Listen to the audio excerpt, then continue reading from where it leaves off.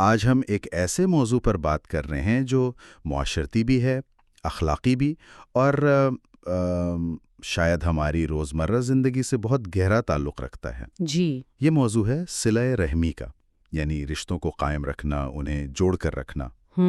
بہت اہم۔ اور اس کی گہرائی کو سمجھنے کے لیے ہمارے پاس ایک تحریر کا اقتباس ہے۔ اس کا عنوان ہی آپ کہیں دل کو چھو لیتا ہے، صلہ رحمی کی اہمیت اور میری کی تنہا موت۔ عنوان ہی کافی چونکا دینے والا ہے۔ بالکل۔ تو آج ہماری اس گفتگو کا محور یہی تحریر اور اس میں بیان کردہ واقعہ ہوگا۔ ٹھیک ہے۔ ہم کوشش کریں گے کہ اس تحریر کی روشنی میں یہ سمجھیں کہ آخر رشتوں کو نبھانے پر، انہیں ٹوٹنے سے بچانے پر اتنا زور کیوں دیا جاتا ہے، اور یہ جو دردناک کہانی ہے یہ ہمیں کیا سبق سکھاتی ہے۔ صحیح۔ وہ تحریر ایک بنیادی سوال بھی ہمارے سامنے رکھتی ہے۔ کیا سوال ہے وہ؟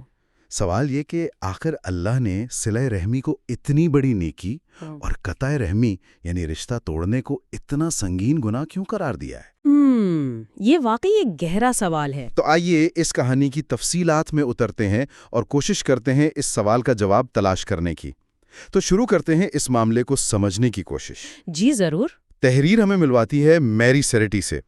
یہ امریکہ کے شہر ہیوسٹن کی رہائشی تھیں۔ اچھا۔ عمر بتائی گئی ہے 60 سال سے زیادہ، اور بظاہر دیکھیں تو ان کا خاندان مکمل تھا، 4 بچے تھے۔ 4 بچے؟ جی 4 بچے، اور 3 بھائی بہن بھی تھے۔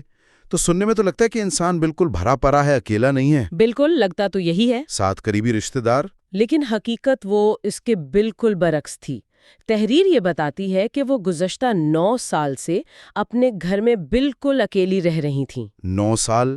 یہ تو بہت لمبا عرصہ ہے تنہا رہنے کے لیے۔ بہت لمبا عرصہ، اور تنہائی کا عالم یہ تھا کہ وہ کئی ہفتے گھر سے باہر قدم ہی نہیں رکھتی تھی۔ اچھا؟ جی، یہاں تک کہ پڑوسیوں نے بھی بعد میں بتایا کہ انہوں نے تو سالوں سے میری کو نہیں دیکھا تھا۔ اللہ اکبر!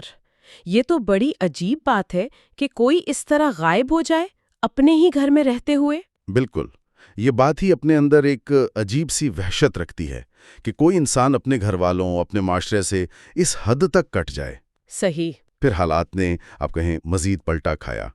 سن 2017 میں کسی وجہ سے ان کا بینک اکاؤنٹ بند ہو گیا۔ اوہ! ظاہر ہے جب کوئی پوچھنے والا نہ ہو تو مالی معاملات بگڑتے ہیں۔ پانی کے، بجلی کے بل جمع ہوتے چلے گئے۔ ظاہر ہے اکیلے یہ سب سنبھالنا مشکل ہوتا ہے۔ جی، اور نوبت یہاں تک آ گئی کہ بلوں کی عدم ادائیگی کی وجہ سے بینک نے قانونی کارروائی کی اور ان کا گھر نیلام کرنے کا فیصلہ کر لیا۔ یعنی گھر بھی جانے والا تھا۔ جی، اب یہاں سے جو بات سامنے آتی ہے وہ واقعی آپ کہیں دل دہلا دینے والی ہے۔ جی بتائیے۔ جی، یہ وہ مقام ہے جہاں کہانی ایک انتہائی المناک موڑ لیتی ہے، جب گھر کے نئے مالکان، جو غالباً ایک جوڑا تھے، وہ گھر کا قبضہ لینے کے بعد پرانا سامان نکالنے پہنچے تو انہیں گھر کے اوپری حصے میں، جسے اٹاری یا ایٹک کہتے ہیں نا، جی اٹاری، وہاں ایک انسانی ڈھانچہ ملا۔ او خدایا! یہ ایک ناقابل یقین اور ظاہر ہے بہت خوفناک منظر ہوگا۔ بعد میں جب ڈی این اے ٹیسٹنگ کی گئی تو تصدیق ہو گئی کہ یہ باقیات میری سیریٹی کی ہی تھیں۔ تو موت کی وجہ کیا بنی؟ کیا پتہ چلا؟ اور پھر جب پولیس نے تحقیقات کی تو موت کی جو وجہ سامنے آئی وہ اس تنہائی کی اذیت کو اور بھی بھیانک بنا دیتی ہے۔ وہ کیسے؟ پتہ یہ چلا کہ وہ کسی طرح غلطی سے گھر کے اوپر والے کمرے یعنی اسی اٹاری میں بند ہو گئی تھیں۔ بند ہو گئیں؟ مطلب اندر سے؟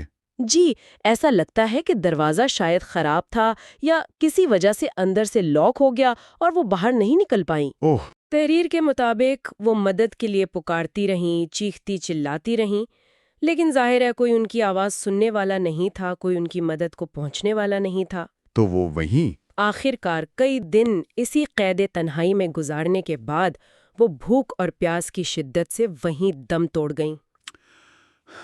یہ سوچ کر ہی رونگٹے کھڑے ہو جاتے ہیں۔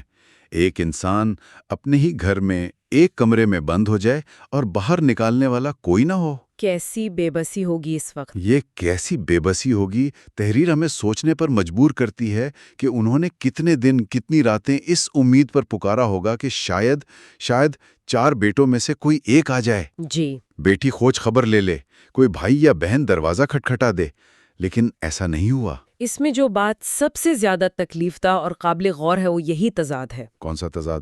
ایک طرف تو آپ کہہ رہے ہیں 4 بچے اور 3 بہن بھائی، یعنی 7 قریبی خونی رشتہ دار موجود ہیں، جی، اور دوسری طرف ایک عورت اپنے ہی گھر میں اس طرح قید ہو کر بھوک پیاس سے تڑپ کر مر جاتی ہے اور کسی کو کانوں کان خبر تک نہیں ہوتی۔ صحیح کہا۔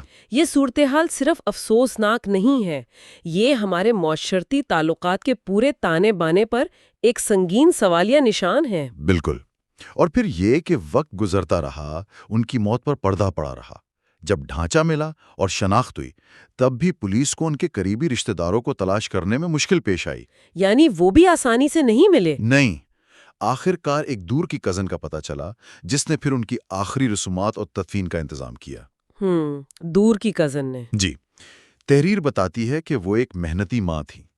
یقیناً اپنی زندگی میں انہوں نے اپنے خاندان کے لیے بہت کچھ کیا ہوگا، لیکن ان کی زندگی کا اختتام وہ اس قدر بے کسی، تنہائی اور لاوارثی میں ہوا۔ بہت افسوسناک۔ اب اگر ہم اسے تحریر کے مرکزی خیال سے جوڑیں تو مصنف کے مطابق میری سیریٹی کی یہ لرزہ خیز کہانی ہی وہ وجہ بیان کرتی ہے کہ اللہ نے رشتوں کو جوڑنے یعنی صلہ رحمی کو اتنی غیر معمولی اہمیت کیوں دی ہے۔ اچھا، تو یہ تعلق ہے؟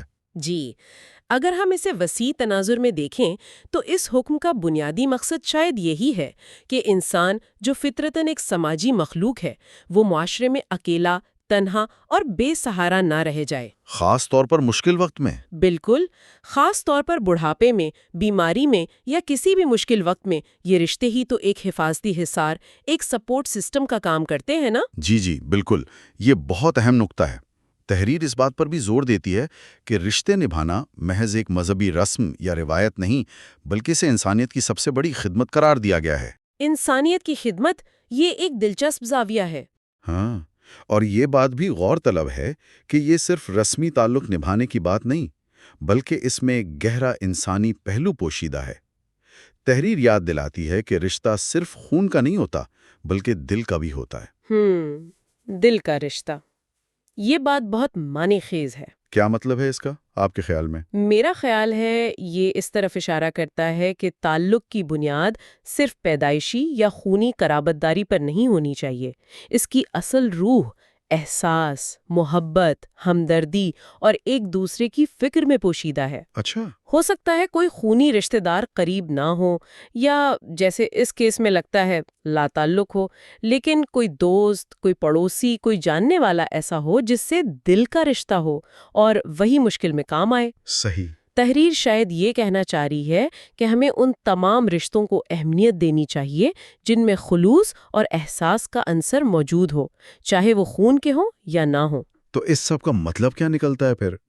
کیا یہ صرف قریبی خاندان تک محدود ہے یا اس کا دائرہ کار زیادہ وسیع ہے؟ ارد گرد موجود لوگوں کے ساتھ تعلقات کو، ان کی خبرگیری کو اہمیت دینی چاہیے، چاہے وہ ہمارے براہ راست خونی رشتہ دار ہوں یا نہ ہوں۔ جیسے پڑوسی، دوست؟ جی، پڑوسی، دوست، ساتھ کام کرنے والے، حتیٰ کہ وہ لوگ بھی جنہیں ہم جانتے ہیں کہ وہ تنہا ہیں یا انہیں مدد کی ضرورت ہو سکتی ہے۔ تو یہ ایک طرح سے کمیونٹی کی ذمہ داری بن جاتی ہے۔ بالکل۔ تحریر کا حتمی پیغام بہت واضح اور آپ کہیں دو ٹوک ہے۔ وہ صلہ رحمی کو محض ایک مستحب عمل یا سنت نہیں کہتی، بلکہ اسے اللہ کا حکم قرار دیتی ہے۔ اللہ کا حکم؟ جی، اور میری سیریٹی کی کہانی کو وہ اس حکم کی حکمت اور ضرورت کو سمجھانے کے لیے ایک انتہائی تلخ مثال کے طور پر پیش کرتی ہے۔ ایک عملی مثال؟ جی، ایک عملی اور بہت دردناک مثال۔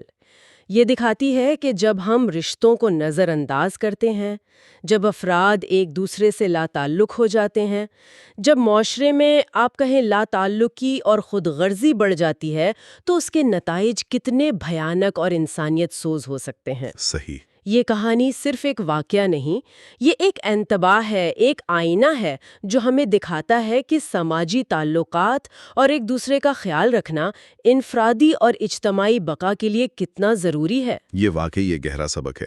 آج کے اس گفتگو میں ہم نے میری سیریٹی کی اس المناک کہانی کے ذریعے یہ سمجھنے کی کوشش کی کہ سماجی تنہائی، رشتوں کا ٹوٹ جانا اور ایک دوسرے سے لا تعلقی کس طرح ایک انسان کو بے بسی اور اذیت ناک موت تک پہنچا سکتی ہے۔ جی، یہ کہانی ہمیں جھنجھوڑ جھاڑ کر یاد دلاتی ہے کہ اسلام میں اور عمومی طور پر تمام انسانی اخلاقی نظاموں میں صلہ رحمی یعنی رشتوں کو جوڑے رکھنے، ایک دوسرے کا خیال رکھنے اور سماجی ذمہ داریوں کو نبھانے پر اتنا زیادہ زور کیوں دیا گیا ہے؟ یہ صرف ایک حکم نہیں، یہ انسانی معاشرے کی صحت اور بقا کی ضمانت ہے۔